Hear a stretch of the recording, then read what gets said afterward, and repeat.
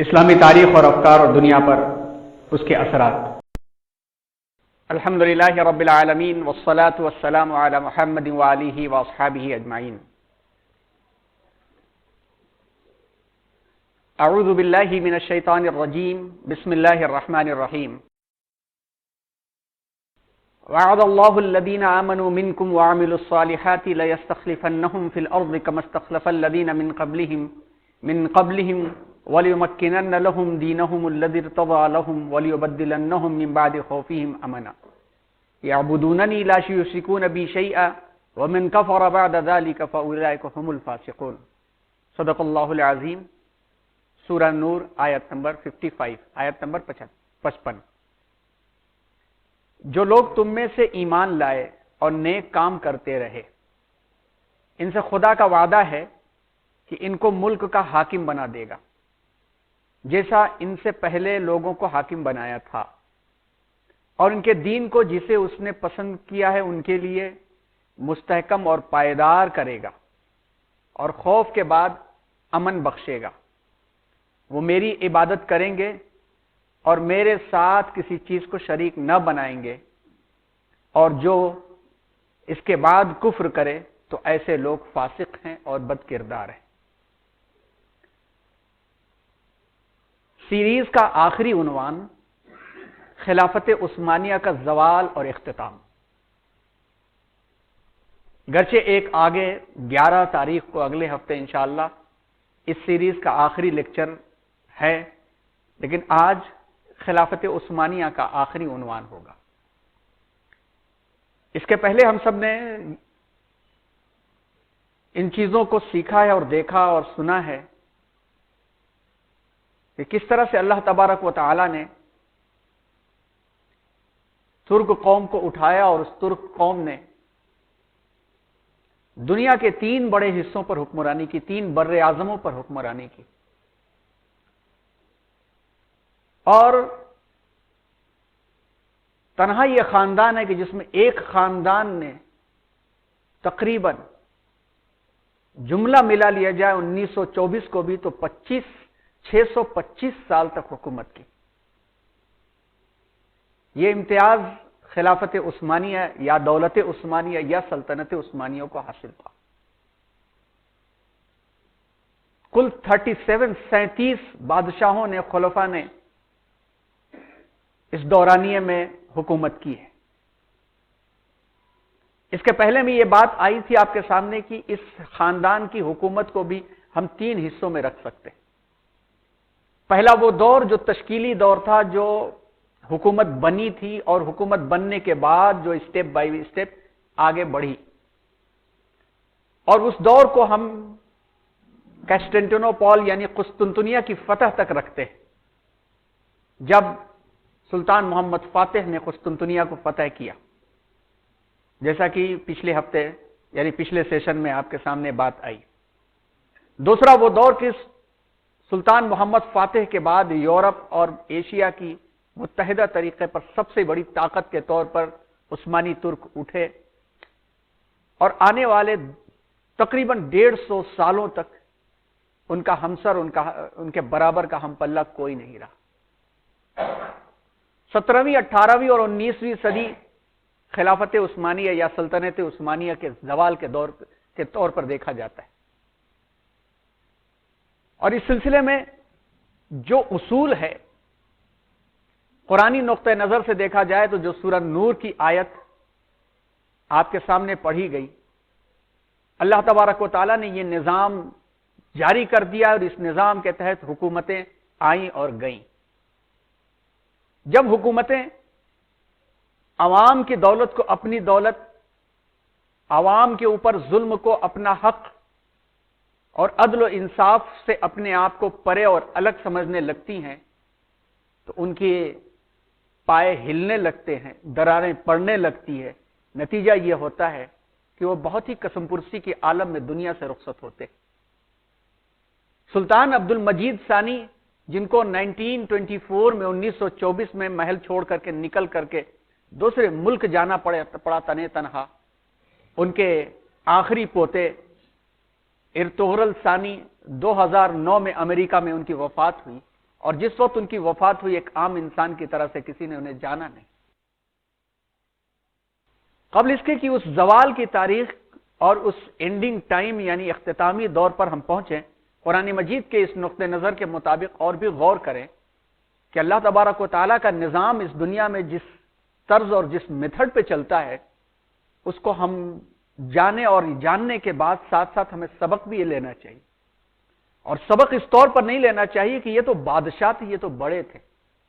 نظام سب کے لیے یکساں ہوتا ہے، چاہے وہ تنے تنہا گھر کا ہی کیوں نہ ایک فرد، ایک بچے کا بھی ذمہ دار ہے تو وہ بھی ایک ذمہ دار ہے، اور اللہ کا نظام سب کے اوپر یکساں جاری ہوتا ہے۔ جو جس قدر اونچائی کی طرف جاتا ہے اتنی بڑی ذمہ داریوں کے ساتھ اس نقصان کو وہ جھیلتا ہے۔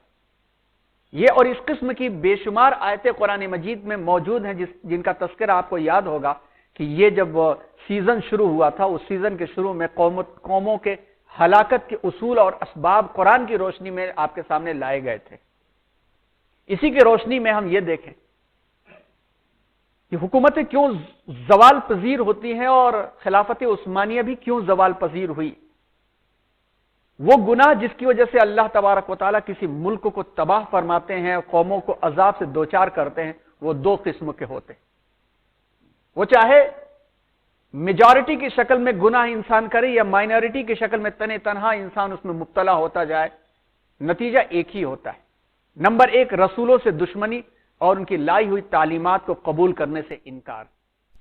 جب رسول اور رسول کے لائے ہوئے نظام سے بغاوت شروع ہو جاتی ہے، چاہے وہ خاموش بغاوت ہو یا ظاہری بغاوت ہو، اور جو تعلیمات وہ لے کر کے آتے ہیں، جو انہوں نے سسٹم دیا ہوتا ہے، اس سسٹم کے خلاف جب زندگی گزرنے لگتی ہے تو پھر اللہ کا عذاب قومیں مول لیا کرتی۔ صحابہ کرام کا یہ معمول تھا کہ صحابہ کرام نے کسی وقت میں ایک صحابی کے سامنے دانا زمین پر گرتا ہے، اور وہ زمین ایسی فرش اور چکنی والی زمین نہیں تھی، ہم جانتے ہیں کہ کس قسم کی زمین ان کی تھی، اور انہوں نے دانے کو اٹھا کے کھایا تو کسی نے اعتراض کیا کہ ہمارے سامنے کچھ مہذب لوگ ہیں، وہ کیا سمجھیں گے؟ تو انہوں نے ان کی تہذیب کے حوالے کو نہیں پسند کیا، انہوں نے اللہ کی سنت اور اللہ کے رسول صلی اللہ علیہ وسلم کے سنت اور نظام کو یوں پسند کیا کہ جملہ استعمال فرمایا کہ انترک سنت رسولنا لہؤلاء الحمقاء، ان بیوقوفوں کی وجہ سے ہم اپنے رسول کی سنت چھوڑ دیں۔ جب اس نظام پہ وہ چلے تھے تو دنیا نے دیکھا کہ اس نظام کو کس طرح سے انہوں نے گھر گھر اور در در پہنچایا۔ لیکن جس دور میں ان تعلیمات کو قبول کرنے سے انکار کیا گیا، جس معاملے میں کیا گیا، اس معاملے کے اثرات ختم ہو جاتے، برکتیں ختم ہو جاتی۔ چاہے وہ دانا ہم گھر میں اپنی پلیٹ سے نالیوں میں پھینک دیں، چاہے وہ دانا اپنے شادی بیاہ کے فنکشنز میں اٹھا کر کے کنارے کچرے کے ڈھیر میں پھینک دیں۔ جہاں اللہ کے رسول صلی اللہ علیہ وسلم کی سنت کا مذاق شروع ہوا، وہاں سے رحمتیں برکتیں ختم ہو جاتی ہیں اور کسی نہ کسی قسم کے عذاب الہی کا انسان مستحق ہو جاتا ہے۔ اللہ ہم سب کی حفاظت فرمائے۔ دوسرا جو سبب قرآن مجید میں جگہ جگہ بیان کیا گیا، اور اس سلسلے میں اگر آپ کو غور کرنا ہو تو آپ سورۃ القصص ضرور پڑھیے گا۔ سورۃ القصص جس میں فرعون کا تذکرہ ہے، اور عام طور پر ہم حضرت موسیٰ اور فرعون کے قصے کے تحت اس کو سرسری طور پر پڑھ کے گزر جاتے ہیں۔ غور کیجئے گا کہ اللہ تعالیٰ نے فرعون کا تذکرہ کیوں اتنی بار بار کیا ہے، اور کیوں اس کے نظام کو اللہ تعالیٰ نے بار بار گھما کر کے دکھایا ہے قرآن کے اوراق میں، وہ ہمارے لیے۔ مطالعہ کیجئے گا تو آپ کو وہ سرا مل جائے گا، وہ لکیر مل جائے گی جس میں اللہ تبارک و تعالیٰ نے اس نظام سے بغاوت کرنے والوں کے انجام کو بتایا۔ تو پہلی چیز یہ ہوئی کہ رسولوں سے دشمنی اور ان کی لائی ہوئی تعلیمات کو قبول کرنے سے انکار۔ دوسرا، قوموں کی ہلاکت اور زوال کے اسباب میں جو اسباب قرآن اور حدیث میں بیان ہوئے ہیں، مال و دولت پر فخر کرنا، مال و دولت پر فخر کرنا، اور یہ فخر زبان سے بھی ہوتا ہے اور عمل سے بھی ہوتا ہے۔ زبان سے فخر دکھ جاتا ہے مگر عمل کا فخر دکھتا نہیں ہے، مگر دلوں کو دکھا دیتا ہے۔ مال و دولت پر فخر جو ہے وہ زبان سے نہیں ہے، وہ نام و نمود اور شہرت، سجاوٹیں، اخراجات، فضول خرچیاں، فائی کورس کھانے، سیولز کورس کھانے، بڑے بڑے سجاوٹیں، یہ سارے کے سارے مال و دولت پر فخر نہیں تو کیا ہے؟ دنیاوی جاہ و حشمت پر فریفتہ ہو کر حق کا انکار کرنا، یعنی دنیا کی جو چمک دمک ہے، جاہ و حشمت یعنی دنیا کی عزت اور چاہت، دنیا کی چمک دمک پر فریفتہ ہو کر کے حق کا انکار کرنا۔ لوگوں کو حقیر سمجھنا، کمزوروں پر ظلم کرنا، طاقتوروں سے خوف کھانا۔ حضرت موسیٰ علیہ السلام کی قوم کا حال کیا تھا؟ غلام کیوں بنی ہوئی تھی؟ اس لیے کہ فرعون سے خوف کھاتی تھی۔ حضرت موسیٰ علیہ السلام نے آ کر کے آسمانی مدد کے ذریعے سے فرعون کا خاتمہ نہیں کیا، انہوں نے قوم کے اندر ہمت جگایا اور قوم فرعون کے مقابلے میں کھڑی ہو کر کے کم از کم اس علاقے کو چھوڑنے کے لیے تیار ہو گئی، اور ایک ساتھ جب جمع ہو گئی تو اللہ کی مدد آئی۔ تو جب طاقتوروں سے انسان خوف کھانا شروع کر دیتا ہے تو غلامی کی زنجیروں میں جکڑتا چلا جاتا ہے۔ آج کی سچویشن ہمارے سامنے گھوم گھوم کر کے یہ بتا رہی ہے۔ فضول خرچی کرنا، فسق و فجور میں حد سے گزر جانا، مال و دولت پر اترانا، یہ تمام اعمال اللہ تعالیٰ کی نعمت کا انکار ہیں، اور اللہ تعالیٰ کی نعمت کو اس کی مرضی کے خلاف استعمال کرنا ہے۔ یہی صورتحال محمد فاتح جنہوں نے قسطنطنیہ کو فتح کیا تھا، اس کے بعد 2-3 بادشاہوں کو چھوڑے، اور خاص طور پر سلطان سلیم ثانی جنہوں نے مصر تک آ کر کے حجاز مقدس سے جو ہے خادم الحرمین شریفین کا لقب حاصل کیا تھا، اس کے بعد کے بادشاہوں کا حال جو رہا وہ اسی قسم کا رہا کہ آتش کو بتاتا ہوں تقدیر امم کیا ہے، شمشیر و سنا اول تاؤس و رباب آخر۔ ناچ و رنگ میں جب قومیں مست ہو جاتی ہیں تو ان کے فیصلے دوسرے کر لیا کرتے ہیں، اور پھر وہ اپنے حق کا دفاع بھی نہیں کر پاتے۔ ناچ و رنگ میں جب قومیں مست ہو جاتی ہیں تو ان کا فیصلہ دوسرے کرتے ہیں، اور پھر اپنے حق کا بھی دفاع نہیں کر پاتے وہ۔ یہی حال عثمانی سلطنت کے ساتھ بھی ہوا کہ جب فسق و فجور اور ان معاملات کے اندر شاہان مملکت، بادشاہ، ان کے شہزادے، ان کے کارندے مبتلا ہو گئے، اور مبتلا ہونے کے ساتھ ساتھ انہوں نے ہر دریچے کو یوں بند کر لیا کہ باہر سے آنے والی ترقی والی ہوائیں چھو بھی نہ سکیں، تو نتیجہ یہ ہوا کہ آپس کی قومیں وہ اونچی ہوتی چلی گئیں، اور انہوں نے اپنے مظالم کی داستانوں کو یوں لکھایا کہ پریس کو بھی بہت زمانے کے بعد انہوں نے قبول کیا، نئی تکنیک اور نئی ٹیکنالوجی کو قبول نہیں کیا، اور 15ویں صدی کے بعد یورپ آگے بڑھتا چلا گیا، اور انہوں نے اپنے وہی ینی چیری زمین میں لڑنے والی فوج کے ہی طاقت کے بلبوتے پر دنیا پر حکومت کا خواب دیکھا۔ نتیجہ یہ ہوا کہ جب فسق و فجور میں مبتلا ہو کر کے باہر کی تازہ ہواؤں سے بھی دریچوں کو جب انہوں نے بند کیا تو اطراف کی حکومتوں نے ان کو تر مال سمجھ لیا، لائک کری، ایک سالن کی طرح سمجھ لیا، اور پھر کلونیل وار کے بعد سے جب حکومتیں باہر نکلی ہیں، برطانیہ باہر نکلا ہے، جرمنی باہر نکلا ہے، ادھر رشیا عروج میں آیا، تو انہوں نے اس انداز سے دیکھا کہ چاروں طرف سے عالم اسلام کو اس طرح سے گھیر لیا، اور گھرے وہ اس طرح سے کہ جو 3 بر اعظموں پر حکومت کر رہے تھے، اور 3 بر اعظموں پر حکومت کرنے والوں کو یوں گھیرا گیا کہ گھیرنے کے بعد سے نتیجہ ایک وقت ایسا آیا کہ جنگ عظیم فرسٹ ورلڈ وار کے ختم ہونے کے بعد جرمنی کا ساتھ دینے کے نتیجے میں جو سب سے بھاری تاوان جو عائد کیا گیا وہ ترکی کا سب سے بڑا نقصان ہوا کہ ترکی کو نقشے کے اوپر بندر بانٹ کیا گیا۔ یہ سبھی جانتے ہیں کہ 1919 میں جب جنگ عظیم ختم ہوئی تو نقشہ رکھ کر کے ترکی کو بانٹا گیا، اور اس طرح سے بانٹا گیا جس طرح سے بندر بلیوں کی روٹی کو بانٹ لیا کرتے ہیں، اور فیصلے ہو گئے فلاں کو فلاں جگہ بسانا ہے، یہ علاقہ برطانیہ کو جائے گا تو یہ روس کو جائے گا، یہ فرانس کو جائے گا، فلاں جگہ سے اکٹھے کر کے یہودی یہاں بسا دیے جائیں گے، یہاں کے لوگ جارڈن میں بھیج دیے جائیں گے۔ یہ فیصلے نقشوں کے اوپر کیے گئے، اور آخر میں ایک موقع ایسا آیا کہ جو بیچتے تھے دوائے دل وہ دکان اپنی اٹھا لے گئے، یعنی اس طرح سے نکل کر کے گئے کہ بڑے بے آبرو ہو کر تیرے کوچے سے ہم نکلے۔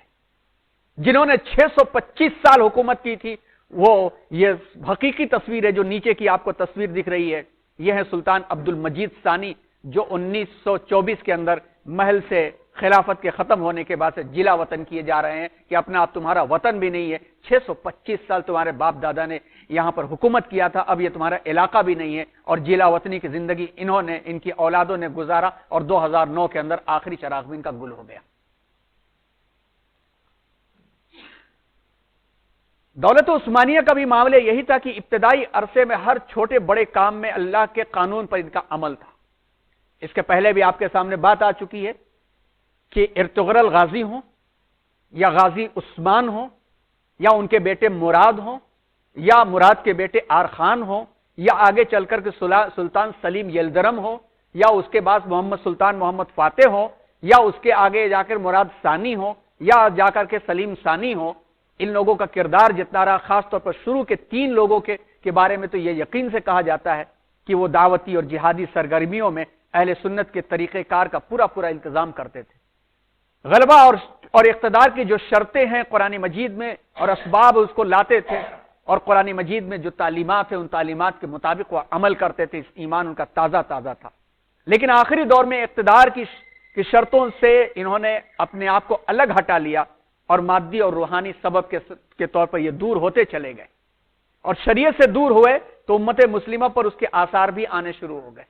الناس علی دین ملوکہم، یہ عربی کا مشہور مقولہ ہے، الناس علی دین ملوکہم، جیسا راجا ویسی پرجا، راجا جیسا ہوتا ہے پرجا وہی زبان بولنے لگتی ہے۔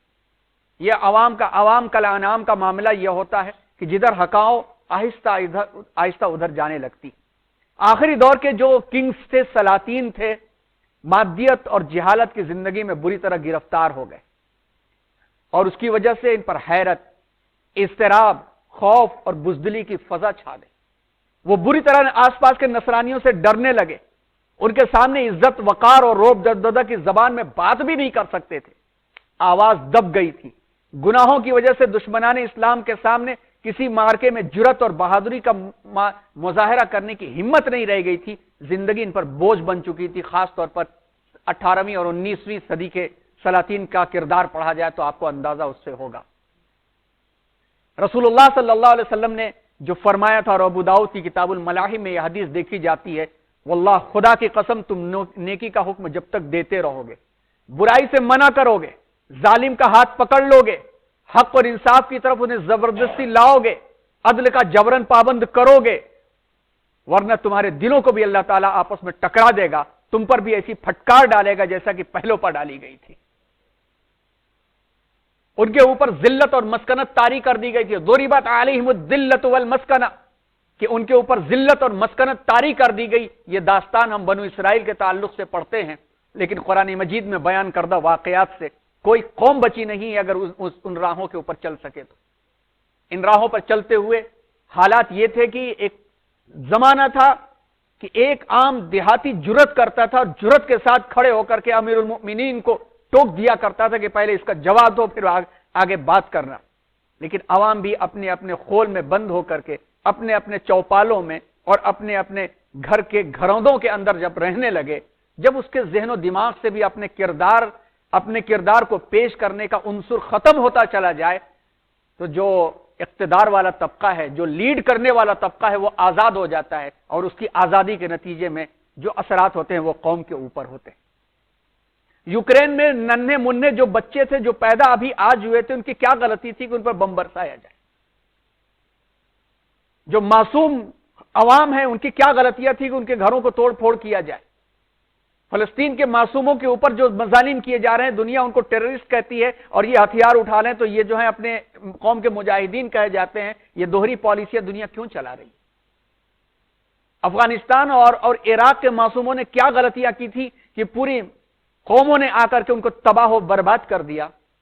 اثرات عوام کے ہی اوپر پہنچتے ہیں جب عوام اپنی ذمہ داریوں سے کنارہ کشی کر کے اپنی زندگی کے اندر محو ہو جاتی، مست ہو جاتی۔ یہی صورتحال زوال سلطنت عثمانیہ کے سامنے بھی پیش آیا۔ دولت عثمانیہ کے آخری جو کنگز تھے، جو سلاطین تھے،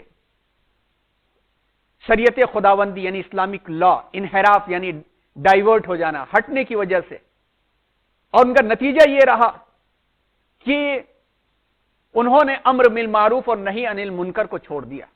بھلائی کو ادا کرنا، بھلائی کا حکم دینا، برائی سے رکنا اور برائیوں سے روکنا، نتیجہ یہ رہا کہ جو حدیث میں بات آتی ہے کہ بھلائی کا حکم دینا، بھلائی پر چلنا، برائی سے رکنا اور روکنا جب ہم اور آپ چھوڑ دیں گے تو سب سے پہلے معاملہ یہ ہوگا کہ آپس میں اختلاف برپا ہو جائے گا۔ اس کے اوپر اگر فسق و فجور طاری ہو گیا تو فسق و فجور کے نتیجے میں پھر حق کے اوپر بھی انسان نہیں چل پاتا ہے۔ لوگوں کو ہلاکت، دولت کے چھن جانے، عزتوں کے پامال ہونے جیسے امور کا سامنا کرنا پڑا، اور وجہ یہی تھی کہ فتنہ اور فساد جو شروع ہوا وہ یہی کہ احکام خداوندی سے ہٹ گئے تھے، اور اس کا فائدہ دوسروں نے اٹھایا، اور ظاہر سی بات ہے کہ ہر اچھی چیز کے اوپر آس پاس کی چیزیں لپکتی ہی ہیں، اور جب اس کی حفاظت کا سامان نہ ہو تو وہ لٹ جایا کرتی ہیں چیزیں۔ مفکر اسلام مولانا سید ابو الحسن علی ندوی رحمۃ اللہ علیہ نے خلافت عثمانیہ کے زوال کی تاریخ اور اس کے ریزن اور کازز وجوہات بیان کرتے ہوئے لکھا ہے کہ سب سے بڑا مرض جو ترکوں میں پیدا ہوا تھا وہ جمود تھا۔ جمود کا تھا مائنڈ سیٹ، لکیر کا فقیر ہو جانا، بس ہماری زندگی اتنی ہی تک ہے، اور ہماری زندگی کا معاملہ یہ ہے کہ ترقی کی کوئی بھی راہ ہمارے پاس نہیں ہونی چاہیے۔ اور جمود بھی دونوں طرح کے علم و تعلیم میں، علم میں بھی تعلیم میں بھی، مائنڈ سیٹ جنگی ہتھیاروں کے معاملے میں بھی، فوج کی آرمی سسٹم کے اندر بھی، اور ہر طرح کے ڈیولپمنٹ کے اندر بھی۔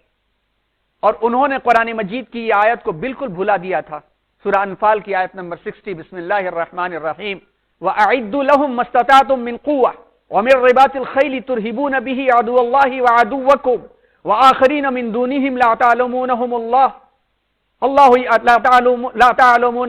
اللَّهُ يَعْلَمُهُمْ وَمَا تُنفِقُوا مِن شَيْءٍ فِي سَبِيلِ اللَّهِ يُوَفَّ إِلَيْكُمْ وَأَنتُمْ لَا تُظْلَمُونَ۔ اور جہاں تک ہو سکے فوج کی جمعیت کے زور سے گھوڑوں کے تیار رکھنے سے اور ان کے مقابلے کے لیے تیار رہو، مستعد رہو، اس سے خدا کے دشمنوں اور تمہارے دشمنوں اور ان کے سوا ان لوگوں پر بھی جن کو تم نہیں جانتے خدا جانتا ہے ہیبت بیٹھی رہے گی۔ طاقت تھی، دنیا کو بانٹتے تھے، کوئی نظر ملانے والا نہیں تھا کہ اتنی بڑی دیوار جس کو 11 مرتبہ توڑنے کی کوشش کی گئی کوئی توڑ نہیں سکا تھا۔ سلطان محمد فاتح کی ہمت اور حوصلے نے اس دیوار کو توڑ کر کے قسطنطنیہ کے اوپر قبضہ کیا تھا، لیکن انہوں نے اس بات کو بھلا دیا تھا، اور جو کچھ تم راہ خدا میں خرچ کرو گے اس کا ثواب تم کو پورا پورا دیا جائے گا اور تمہارا کچھ بھی نقصان نہیں ہوگا۔ اس آیت کو بھلا بیٹھے تھے، اور حضرت صلی اللہ علیہ وسلم کا یہ ارشاد بھی ان کے ذہن سے نکل گیا تھا، الحکمت ضالۃ المؤمن حیث وجدها فهو احق بها، کہ دانائی کی بات، حکمت کی بات، وزڈم کی بات مومن کا ٹریجر ہے، گمشدہ مال ہے، جہاں اس کو مل جائے وہ زیادہ حقدار ہے۔ ایسی حالت میں وہ یورپ کی حریف سلطنتوں اور قوموں کے درمیان میں کھڑے تھے جو کاؤنٹر پارٹ حکومتیں تھیں۔ ان کو فاتح مصر حضرت عمرو بن العاص کی وہ وصیت ہمیشہ نظر میں رکھنی چاہیے تھی جس کو انہوں نے مصر کے مسلمانوں کو کی تھی۔ حضرت عمرو بن العاص نے کہا تھا اس بات کو کبھی نہ بھولنا کہ تم قیامت تک خطرے کی حالت میں ہو اور ایک اہم ناکے پر کھڑے ہو، اس لیے تم کو ہمیشہ ہوشیار رہنا چاہیے اور مسلح رہنا چاہیے، کیونکہ تمہارے چاروں طرف دشمن ہیں اور نگاہیں تم پر اور تمہارے ملک پر لگی ہوئی ہیں۔ لیکن افسوس ترک مطمئن ہو کر بیٹھ گئے اور اپنی جگہ پر رہے، اور یورپین قومیں کہیں سے کہیں پہنچ گئے۔ 16ویں اور 17ویں عیسوی سے ترک تنزل و انحطاط، فال اینڈ ڈکلائن، علمی پسماندگی، بیکورڈنس اور مائنڈ سیٹ جمود کا شکار ہو چکے تھے۔ تاریخ انسانی کا یہ وہ اہم دور ہے جس کا اثر بعد کی صدیوں کے اوپر ریفلیکٹ ہے، نقش ہے۔ یورپ اس میں اپنی لمبی نیند سے بیدار ہوا تھا۔ آپ جانتے ہیں کہ 15ویں صدی کے بعد ریولوشنز آنے شروع ہوئے، ایک جوش اور جنون کی حالت میں اٹھ کر غفلت اور جہالت کے اس طویل زمانے کی تلافی کرنا چاہتا تھا۔ ہر میدان میں ریسرچ ہو رہی تھی ان کے ہاں، ہر شعبہ حیات، ایوری پارٹ آف لائف میں وہ ترقی کر رہا تھا، طبعی قوتوں کو، فزیکل لاز کو لا رہا تھا، اسٹرونومی کائنات کے اثرات کو ریفلیکٹ کر رہا تھا، سمندروں کے اندر اور جو ہے کانٹیننٹلز یعنی اقلیموں کی دریافت کر رہا تھا۔ ہر علم و فن میں اس کی فتوحات اور زندگی کے ہر شعبے میں ان کی جو ہے ڈسکوریز، انکشافات جاری تھے۔ اس مختصر سی مدت میں ان کے یہاں ہر علم میں بڑے بڑے ریسرچ اسکالرز، محققین پیدا ہوئے، موجد پیدا ہوئے، ڈسکوریز کرنے والے پیدا ہوئے، مجتہد پیدا ہوئے، نئی باتوں کو پھیلانے والے پیدا ہوئے۔ کوپرنکس، گلیلیو، کیپلر، نیوٹن، یہ وہ عالم محقق تھے جنہوں نے حیات، طبیعت، اسٹرونومی کا ایک نیو سسٹم، جدید نظام پیدا کیا۔ سیاحوں، جہازرانوں میں دیکھیں کولمبس، واسکو ڈی گاما، میگلین جیسے ہمت والے اولو العزم پیدا ہوئے جنہوں نے نئی دنیا اور نامعلوم ممالک دریافت کر کے اپنی چھاپ انہوں نے چھوڑی۔ یہ وہ زمانہ تھا، اور اس زمانے میں ترکوں کی پسماندگی کا حال یہ ہو سکتا تھا کہ 16ویں صدی مسیحی سے پہلے ترکی میں جہاز سازی کی صنعت شروع نہیں ہوئی تھی۔ 18ویں صدی عیسوی میں ترکی پریس اور جو پبلیکیشن ہے اور اسی طرح سے ہیلتھ کے سینٹرز ہیں اور فوجی تعلیم کے سسٹم 18ویں صدی میں ان کے پاس آئے۔ 18ویں صدی کے آخر تک ترکی نئی ایجادات اور ترقیوں سے اس قدر بیگانہ تھا کہ قسطنطنیہ کے باشندوں نے 18ویں صدی میں قسطنطنیہ کے باشندوں نے شہر کے اوپر، دارالسلطنت کے اوپر ایک غبارے کو پرواز کرتے ہوئے دیکھا تو اس کو جادو یا کچھ کیمیا کی کرشمہ سازی سمجھے۔ نہ صرف یورپ کی چھوٹی چھوٹی سلطنتیں ترکی سے اس میدان میں بازی لے جا چکی تھی، بلکہ مصر بھی تھوڑا آگے بڑھ چکا تھا۔ مصر میں ڈاک ٹکٹ بھی آ چکا تھا، ریلوے کا سسٹم بھی آ چکا تھا، لیکن ترکی میں ابھی نہیں آیا ہوا تھا۔ کون لوگ تھے؟ یہ وہ بادشاہ تھے جو اپنی دریچوں کو بند کر کے اندر بیٹھے ہوئے تھے۔ ایک فرانسیسی سیاح موسیو والنی، جس نے 18ویں صدی میں مصر کی سیر کی ہے اور شام میں 4 سال تک مقیم رہا ہے، اس نے ان علاقوں کے بارے میں لکھا ہے کہ یہ ملک صنعت یعنی انڈسٹری، صنعت میں اس قدر پیچھے ہے کہ اگر تمہاری گھڑی خراب ہو جائے تو غیر ملکی کے علاوہ اس ملک کے اندر گھڑی بھی درست کرنے والا کوئی نہیں ملے گا۔ جب یہی حالت رہی اور زوال جب ہوا اور جب خلافت ختم ہوئی تو علامہ اقبال علیہ الرحمہ نے ایک نظم لکھی تھی، اس کے چند اشعار ہیں یہ: کیا سناتا ہے مجھے ترک و عرب کی داستاں، کیا سناتا ہے مجھے ترک و عرب کی داستاں، مجھ سے کچھ پنہا نہیں اسلامیوں کا سوز و ساز، لے گئے تسلیس کے فرزند میراث خلیل، خشت بنیاد کلیسا بن گئی خاک حجاز۔ کیا مطلب ہوا لے گئے تسلیس کے فرزند میراث خلیل؟ میراث خلیل کیا تھی؟ سیدنا حضرت ابراہیم علیہ السلام کی میراث کیا تھی؟ ملت حنیف تھی۔ ملت حنیفیت کی جو وراثت کیا تھی؟ ملت حنیفیت کی وراثت توحید پرستی تھی، اللہ کے بندوں کی خدمت تھی، قربانیاں تھی۔ یہ ساری کی ساری قربانیاں اور نظام یہاں سے ہٹ کر کے ہر میدان میں آگے بڑھ چڑھ کر قربانی دینے کا جذبہ تسلیس کے فرزند یعنی عیسائی لے کر کے چلے گئے۔ خشت بنیاد کلیسا بن گئی خاک حجاز، حجاز کی مٹی جو ہے وہ کلیسا کی بنیاد بن گئی اور یورپ ترقی کرتا چلا گیا۔ نتیجہ کیا ہو گیا؟ ہو گئی رسوا زمانے میں کلاہ لال رنگ کی ترکی ٹوپی، ہو گئی رسوا زمانے میں کلاہ لال رنگ، جو سراپا ناز تھے ہیں آج مجبور نیاز۔ یہ صورتحال پیدا ہونی ہی تھی، اور ایک ادیبہ ہیں خالدہ ادیب خانم، اپنی کتاب ترکی میں مشرق و مغرب کی کشمکش کتاب میں لکھتی ہیں کہ سائنس اور مذہب کے خونریز مارکوں کے بعد آخر عیسوی کلیسا کو مصلحت شناسی سے کام لینا پڑا۔ آپ جانتے ہیں کہ یورپ میں کلیسا اور پالیٹکس کی کتنا کلیش چلا۔ کلیسا نے اتنا سخت سسٹم بنایا تھا کہ اس کے خلاف ریسرچ کرنا کفر کہا جاتا تھا اور زہر کا پیالہ پلا دیا جاتا تھا، لیکن اس لمبے کلیش کے بعد بالآخر کلیسا کو بھی جھکنا پڑ گیا، اور اس کلیسا نے اپنے مدرسوں اور مکتبوں کے نصاب میں سائنس کو داخل کر لیا۔ اس کی یونیورسٹیاں جو پہلے اسلامی مدارس کی طرح سے تھی، یعنی جو ترکی میں 17ویں 18ویں صدی میں جو مدارس چل رہے تھے اس طرح سے تھی، لیکن بہت جلد ہی سائنس اور ٹیکنالوجی اور علوم جدیدہ ماڈرن ایجوکیشن کا مرکز بن گئی۔ عثمانیوں کے ہاں علماء کی حالت اس کے بالکل برعکس تھی۔ انہوں نے علوم جدیدہ کی طرف نہ صرف توجہ کی بلکہ نئے خیالات کو اپنے اندر داخل ہونے تک نہیں دیا۔ جب یہ حالات پیدا ہوئے تو صرف یہی نہیں بلکہ صرف علوم و حکمت، صنعت و حرفت میں نہیں، بلکہ ایک عمومی پسماندگی آنے لگی، ایک انحطاط آنے لگا، یہاں تک کہ جنگوں میں بھی پیچھے ہوتے چلے گئے۔ اور آپ جانتے ہیں کہ 17ویں صدی میں جب روس کے ساتھ ان کا معاہدہ ہوا اور چند علاقوں کو چھوڑنا پڑا تو اس کے بعد سے یہ ہارتے ہی رہی، علاقے سمٹتے چلے گئے اور نتیجہ یہ ہوا کہ ایک آزادی عوام کو حاصل ہو گئی۔ اس کے بعد اب دیکھا جائے ان حالات کے بعد تو زوال اصلاً دیکھا جائے تو کہاں سے شروع ہوتا ہے؟ اس بارے میں معروف امریکی تاریخ داں ہسٹورین برنارڈ لوئس نے 1952 میں 1952 میں ایک مضمون لکھا تھا جو سلطنت عثمانیہ کے فال اینڈ ڈکلائن، زوال کے اسباب کو سمجھنے کے لیے وہ ایک کی سمجھا جاتا ہے، اہم تصور کیا جاتا ہے۔ برنارڈ لوئس کے مطابق سلطنت عثمانیہ کا انتظامی ڈھانچہ یعنی ایڈمنسٹریٹو سسٹم، معیشت یعنی اکانومی 16ویں صدی کے بعد کمزور ہوتا چلا گیا۔ جس ملک کو بکھرنا ہوتا اس کے یہی دو ڈھانچے خراب ہوتے ہیں۔ پہلے جب دو ڈھانچے خراب ہو تو سمجھ جانا چاہیے کہ ملک کے بکھراؤ کی تاریخ لکھی جا چکی ہے. 50 سے لے کر کے 100 سال کے اندر ملک بکھر جاتا ہے. یہی دو مسائل آنے والے حکمرانوں کے لیے بہت بڑا چیلنج ثابت ہوئے. معیشت اور نظام حکومت، یعنی جو حکومت کا جو سسٹم تھا اور اکانومی تھی، اس کی کمزوریوں کی وجہ سے عثمانیوں کو جو یورپ کے اندر عروج حاصل تھا، بالادستی حاصل تھی، وہ بھی زوال پذیر ہونے لگی.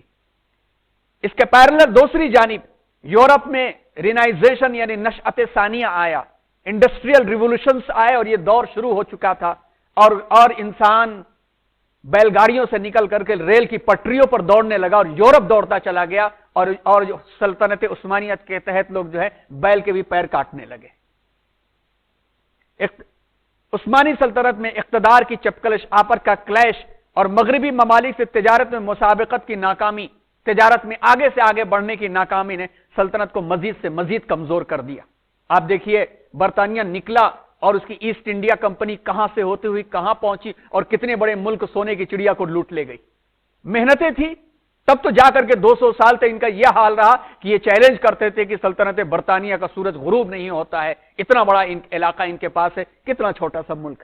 مگر ترکی یعنی سلطنت عثمانیہ اپنی جگہ پہ باقی رہی. 18ویں صدی میں سلطنت عثمانیہ کے نظام میں تھوڑی کوشش کی گئی چینجز لانے کی، اصلاحات کی گئی.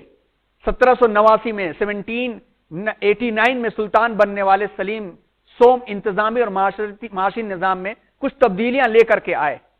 اسی طرح سے سن 1808 میں سلطان محمود دوم کے دور میں ایک اور جو ہے اصلاح کا دور شروع ہوا اور نئے چینجز لائے گئے، لیکن بہت دیر ہو چکی تھی اس وقت. سلطان محمود کے دور میں عثمانی سلطنت میں جو سسٹمز تھے نظام حکومت میں کی تبدیلیوں کے لیے ایک گروہ پیدا ہوا. دوسری جانب مذہبی قوانین اور روایات پر اصرار کرنے والوں کے درمیان ایک طبقہ تھا جس میں کلیش ہوتا رہا.